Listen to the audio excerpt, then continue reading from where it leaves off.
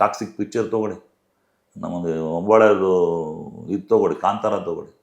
ನಾವು ನಮ್ಮ labour ಯೂನಿಯನ್ಗಳಲ್ಲಿ ultimately ನಮ್ಮ ಸಿನಿಮಾ ರಂಗ ಅಂತಾರಾಷ್ಟ್ರೀಯ ಮಟ್ಟದಲ್ಲಿ ಹೋಗ್ತಾ ಇದೆ ಅಂದರೆ, ಈಗ ದೊಡ್ಡ ಸಿನಿಮಾಗಳು ನಟರಿಗೆ ನಾನು ಒಂದು ರಿಕ್ವೆಸ್ಟ್ ಮಾಡ್ಕೊಂಡು repeatedly we have been telling. Doctor Rajkumar ಕಾಲದಲ್ಲಿ ರಾಜ್ಕುಮಾರ್ ವಾಣಿಜ್ಯ ಮಂಡಳಿ ಅಂದರೆ ದೇವಸ್ಥಾನ. ನಾನು ಆಲ್ರೆಡಿ ಬೆಳೆದ್ಬಿಟ್ಟಿನಿ, I got lots of fans, ನಮ್ಮ ಜನ ಇದ್ದಾರೆ ಅಂದರೆ ಯಾವತ್ತು ಯಾವಾಗಲೂ ಎಲ್ಲ ಒಂದೇ ಥರ ಇರಲ್ಲ. ಏನೂ ಇಲ್ದರು ಸಣ್ಣ ಮಟ್ಟದಲ್ಲಿ ಬೆಳೆದು ದೊಡ್ಡ ಆಗಿದ್ರು ನಮ್ಮ ನಿದರ್ಶನ ಎಲ್ಲ. ಯಾರೂ ಹುಡ್ತಾನೆ ಸಾವುಕಾರಲ್ಲ. ಮುಂದೊಂದು ದಿನ ಕನ್ನಡ ಸಿನಿಮಾಕ್ಕೆ ಥಿಯೇಟ್ರ್ ಇರಲ್ಲ. ನಾವು ಬಂದು ಸಾರ್ ಏನು ಸಾರ್ ನೀವು ಮಾಡಲ್ಲ ಅಂದರೆ ನನ್ನ ಮೇಲೆ ಟಾರ್ಗೆಟ್ ಮಾಡ್ಬಿಡ್ದೆ. ಇನ್ನೇನು ಹಾರಾಡ್ತಾನೇನೋ ಕೆಲವು ವ್ಯಕ್ತಿಲ್ಲ. ಇನ್ನು ಇವನು ಏನು ಕತೆ ಮುಗಿದು ನಿಮಗಿರ್ಲಿಲ್ಲ, ಅದು ನನಗಿರಲಿಲ್ಲ. ಬೇರೆ ಚಿಂತೆ. ಇದೇ ರವಿ ಬೆಳಗೆಯವರು ಬರೆದ್ರು ಒಂದ್ಸಲ 35 to 40 crores ನನ್ನ ರಿಯಲ್ ಎಸ್ಟೇಟು, ಆ ಸಿನಿಮಾ ಎಲ್ಲ ಸೇರಿಸಿ. ನಾನು ಹೇಳೋದು ಒಂದು ಹೀರೋ ಆಗಿ ಏನು ಮಾಡ್ಬೇಕು ಭಾಳಷ್ಟು ಜನಗಳಿಗೆ ನನಗೆ ನಾಲೆಡ್ಜ್ ಇದೆ. I know how to bring into the land ಅನ್ನೋದು ಗೊತ್ತು. ಅದಕ್ಕೆ ಎಲ್ಲರೂ ಆಶೀರ್ವಾದ ಮಾಡಿ ಅಂತ ನಾನು ಕೇಳ್ಕೊತೀನಿ. ಎಲ್ಲ ದೊಡ್ಡ ದೊಡ್ಡ ಹೀರೋಗಳು ಹೀರೋಯಿನ್ಗಳು ಆಗಲಿ ಯಾರೇ ಆಗಲಿ, ನಾನೊಂದು ಕೊಟ್ಟಿರೋದು ಸರಸ್ವತಿ ಸಿನಿಮಾ, ಒಂದು ಸರಸ್ವತಿ, ಅದೊಂದು ದೇವಾಲಯ, ಆ ದೇವರು ಅಂದ್ಕೊಂಡೆ ನಾನು ಸಿನಿಮಾ ಮಾಡಿರೋದು. ಸಿನಿಮಾ ಮೇಕಿಂಗ್ ಇದೆ, ಪ್ಯಾಷನೇಟ್ ಪ್ರೊಡ್ಯೂಸರ್ ಆಗಬೇಕು, ಶೂಟಿಂಗ್ ಮಾಡೋದಲ್ಲ. ಇವತ್ತು ನೋಡಿ ಒಂಬಾಳೆ ಫಿಲಮ್ಗಳು they are doing excellent. KVN productions, there all. ನಾವು ಕನ್ನಡ ಚಿತ್ರರಂಗನ ಅಂತಾರಾಷ್ಟ್ರೀಯ ಮಟ್ಟದಲ್ಲಿ ತಿರುಗಿ ನೋಡುವಂಥ ಕೆಲಸ ಮಾಡಿ ನಾವು you should support them. You should morals. ನೋಡಿ, ಈಗ ಅವ್ರ ಬಗ್ಗೆ ಮಾತಾಡಿದಾಗ ನಮ್ಮಲ್ಲೇ ಈ ಲೇಬರ್ಗಳು ತೊಂದರೆ ಕೊಡ್ತಾರೆ. ಈಗ ಟಾಕ್ಸಿಕ್ ಪಿಕ್ಚರ್ ತೊಗೊಳ್ಳಿ, ನಮ್ಮದು ಒಂಬಾಳೆದು ಇದು ತೊಗೊಳ್ಳಿ, ಕಾಂತಾರ ತೊಗೊಳ್ಳಿ. Sir, let them give A support for them. They are giving feeding, ಊಟ ಕೊಡ್ತಾರೆ ಸರ್. ಹಾಗಾದ್ರೆ ಸಣ್ಣ ನಿರ್ಮಾಪಕರು ಇದು ಮಾಡಬೇಡಿ. ವಿತೌಟ್ ಸಣ್ಣ ನಿರ್ಮಾಪಕ ಸಿನಿಮಾ ರಂಗ ಇಲ್ಲ. ಸಣ್ಣವ್ರು ಕೂಡ ಪ್ರೊಟೆಕ್ಟಿಂಗ್ ದೆಮ್.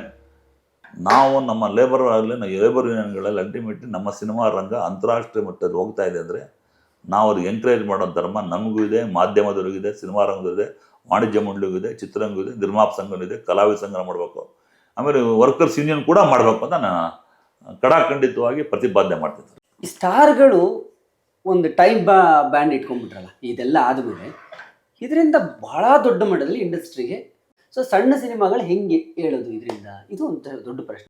ಈಗ ದೊಡ್ಡ ಸಿನಿಮಾಗಳು ನಟರಿಗೆ ನಾನು ಒಂದು ರಿಕ್ವೆಸ್ಟ್ ಮಾಡ್ಕೊಂಡು repeatedly we have been telling, V have bean requesting. Demand ಮಾಡಿದ್ದೀವಿ, ರಿಕ್ವೆಸ್ಟ್ ಮಾಡ್ಕೊಂಡ್ವಿ, ಎಲ್ಲ ಮಾಡೋದು. ನಾವು ಯಾವುದೇ ವ್ಯಕ್ತಿಗೆ ಈಗ ಡಿಮ್ಯಾಂಡ್ ಮಾಡ್ರಿ ಅಂತ ಕೇಳೋಕ್ಕಾಗಲ್ಲ. ಡಾಕ್ಟರ್ ರಾಜ್ಕುಮಾರ್ ಕಾಲದಲ್ಲಿ ರಾಜ್ಕುಮಾರ್ ವಾಣಿಜ್ಯ ಮಂಡಳಿ ಅಂದರೆ ದೇವಸ್ಥಾನ, ದೇವರಿದ್ದಂಗೆ. ವಾಣಿಜ್ಯ ಮಂಡಳಿ ಅಧ್ಯಕ್ಷಕ್ಕೆ ಆ ರೂಮಿಗೆ ಬರ್ಬೇಕಾದ್ರೆ ಚಪ್ಪಲಿ ಹಾಕೊಂಡು ಬರ್ತಿರಲಿಲ್ಲ ಅಂತ ನಾನು ಕೇಳ್ಪಟ್ಟಿದ್ದೀನಿ. ಹೌದು.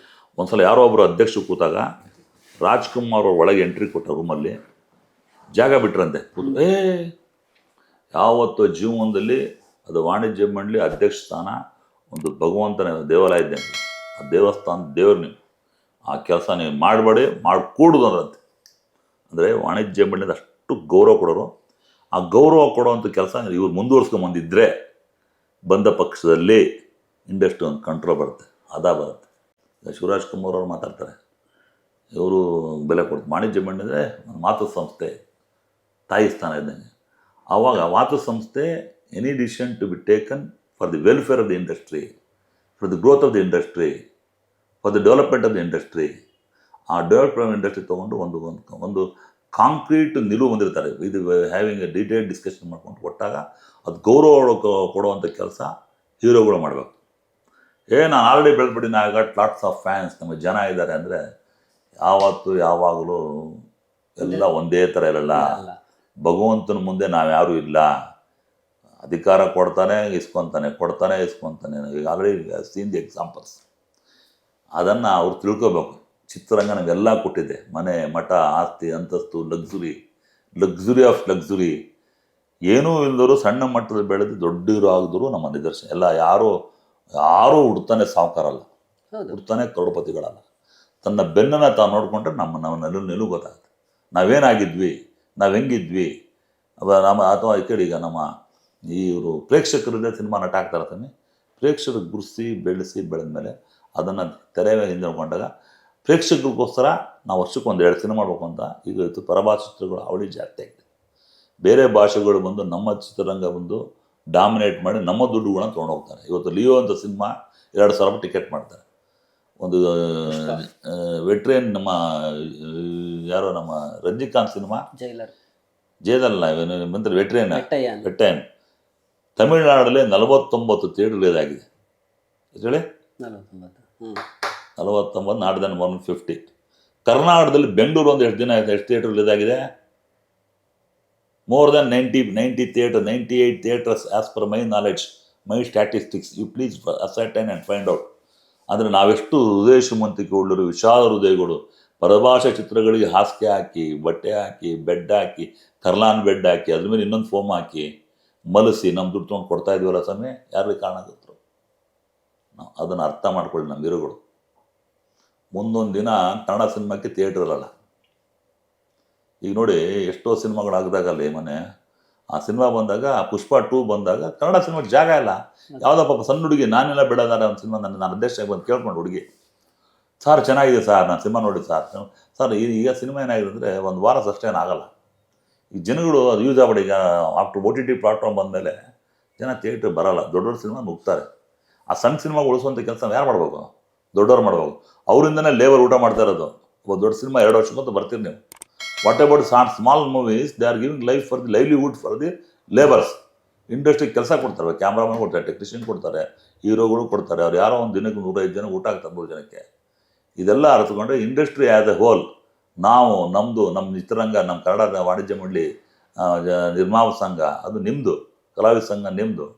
ಒಂದಾಗಿ ಹೋಗಿ ನೀವು ಬಂದು ಮೆಂಬರ್ ಆಗಿ ಡಿಸ್ಕಷನ್ ಕೊಡಿ, ಸಜೆಷನ್ ಕೊಡಿ, ಮಾಡಿ.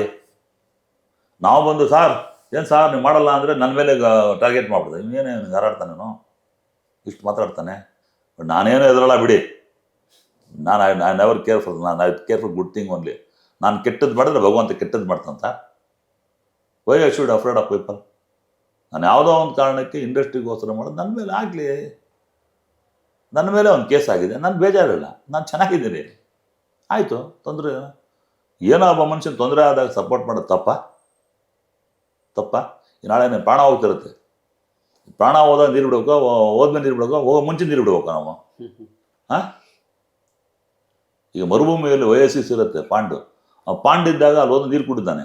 ಅಲ್ಲಿ ಪಾಂಡ್ ಥರನೇ ಇರಬಾರ್ದು ಅಂತಾನೆ ಈಗ ನನ್ನ ಪಾಲಿಸಿ.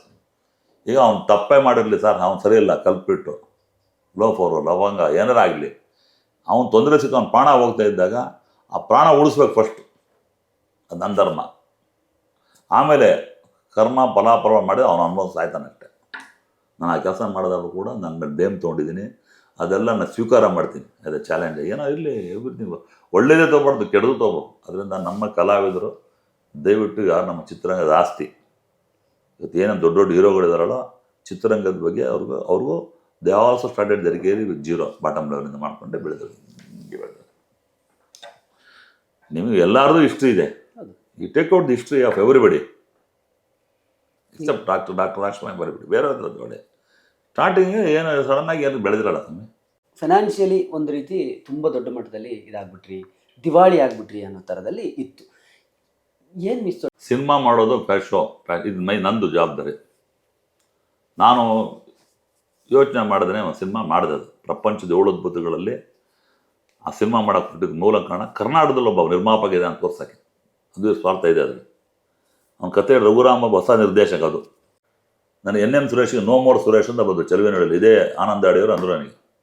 ಆ ಸಿನಿಮಾಗೆ ಬರೆದಿದ್ದು, ಆ ಸಿನಿಮಾದಲ್ಲೇ ಬರೆದಿದ್ದು, ಅವರೇ ನಂಗೆ ಹೇಳಿದ್ದು ಪರ್ಸ್ನಲ್ ಆಗಿ. ಹೆಂಗಂದರೆ ಇಲ್ಲ ಹಂಗೆ ಅಂತಾರೆ ಅಂತ ಅವ್ರು ನಂಗೆ ಭಯ ಮಾಡೋದು. ಹಂಗಂತಾರೆ ಅಂದಾಗ ಜವಾಬ್ದಾರಿಯಲ್ಲಿ ಹೋಗಿ ಟೆಕ್ನಿಷಿಯನ್ಸ್ಗಳಿಗೆ ನಂಗೆ ಅಂದಾಗ NM ಸುರೇಶ್ ಹಿಂಗೆ ಅಂದಾಗ ಇದೇ ಶಿವಣ್ಣ ಮಾತಂದ್ರೆ, ನೀನು NM ಸುರೇಶ್ ನೋಂಬರ್ ನಮ್ಮ ಸುರೇಶ್ ಬರೆಯ ನೀನು.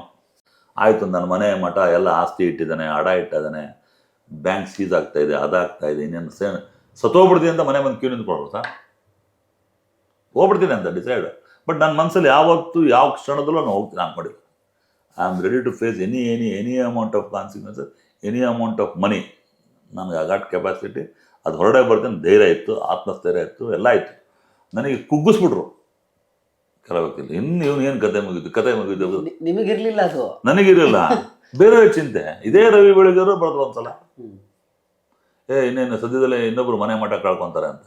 ಅಶ್ವಿನಿ ಪ್ರಸಾದ್ ಬರೆದ್ರು, ನನಗೂ ಬರೆದ್ರು ಇಂಡೈರೆಕ್ಟಾಗಿ. ಅದು ಬರೆಯೋದ್ರಿಂದ ಕಾನ್ಸಿಕ್ವೆನ್ಸ್ ಏನಂತಂದ್ರೆ ಜನಕ್ಕೆ ಇನ್ನೂ ಹೋಗ್ಬಿಡ್ತು, ಏನೋ ಆಗ್ಬಿಡ್ತಾನೆ ಅಂತ. ನಮ್ಗೆ ಇನ್ನೂ ಅಟ್ಯಾಕ್ ಆಯ್ತೀನಿ. ಎಲ್ಲರೂ ಕರೆದೆ ಸರ್, ಸಾಲಗಾರ ಇದು ಸಾಲ ಇದ್ದಿದ್ದ ನಿಜ. ನಾನು had commitment of more than 35 to 40 crores ನನ್ನ ರಿಯಲ್ ಎಸ್ಟೇಟು, ಆ ಸಿನಿಮಾ ಎಲ್ಲ ಸೇರಿಸಿ ಇತ್ತು. ನನಗೆ ಧೈರ್ಯ ಇತ್ತು ತುಂಬ. ಎಲ್ರಿಗೂ ಕೂಡ ನಮಸ್ಕಾರಗಳು. ಈ ನಮ್ಮ ಡೈಲಿ ಮಾಧ್ಯಮ ನಮ್ಮ ಸ್ನೇಹಿತ ಸುಮಾರು ವರ್ಷದ ಗೆಳೆಯ, ಅಜಾತಶತ್ರು, ಸದಾ ನಗುಮುಖದ ವ್ಯಕ್ತಿತ್ವ. ಏನಾದರೂ ಹೊಸದಾಗಿ ಸಮಾಜಕ್ಕೆ ಕೊಡಬೇಕು, ಪತ್ರಿಕೋದ್ಯಮದಲ್ಲಿ ತನ್ನ ಹೆಸರನ್ನು ಚಿರಾಯು ಮಾಡಬೇಕು ಅಂತ ಆಸೆ ಪಡುವಂಥ ತುಡಿತಾ ಇರುವಂಥ ಉತ್ಸಾಹಿ ಯುವಕ ನನ್ನ ಗೆಳೆಯ ಅಶೋಕ್ ಅವರ ಕನಸಿನ ಕೂಸಿದು ಡೈಲಿ ಮಾಧ್ಯಮ. ನನ್ನ ಮನಸಾರೆ, ನನ್ನ ಸಂಪೂರ್ಣ ಹೃದಯದಿಂದ ನಾನು ಶುಭವನ್ನು ಕೋರ್ತಾ ಇದ್ದೀನಿ. ಈ ಮಾಧ್ಯಮವನ್ನು ನೀವೆಲ್ಲರೂ ಕೂಡ ಪ್ರೀತಿಯಿಂದ ಸಬ್ಸ್ಕ್ರೈಬ್ ಮಾಡಿ ಬೆಳೆಸಿ. ನನಗೆ ಖಂಡಿತ ನಂಬಿಕೆ ಇದೆ, ನಿಮಗೆ ನಿರಾಶೆ ಮಾಡದ ರೀತಿಯಲ್ಲಿ ಒಳ್ಳೊಳ್ಳೆ ಕಂಟೆಂಟ್ ಓರಿಯೆಂಟೆಡ್ ವಿಷಯಗಳನ್ನು ನಮ್ಮ ಅಶೋಕ್ ಅವರ ನೇತೃತ್ವದಲ್ಲಿ ಈ ತಂಡ ಕೊಡ್ತೇನೆ ನಂಬಿಕೆ ಇದೆ. ನಾನು ಅವ್ರ ಜೊತೆ ಕೈ ಜೋಡಿಸ್ತೀನಿ, ನೀವುಗಳು ಕೂಡ ಅವ್ರ ಜೊತೆ ಕೈ ಜೋಡಿಸಿ ಒಟ್ಟಿಗೆ ನಮ್ಮ ಡೈಲಿ ಮಾಧ್ಯಮವನ್ನು ನಾವು ಬೆಳೆಸೋಣ. ಧನ್ಯವಾದ.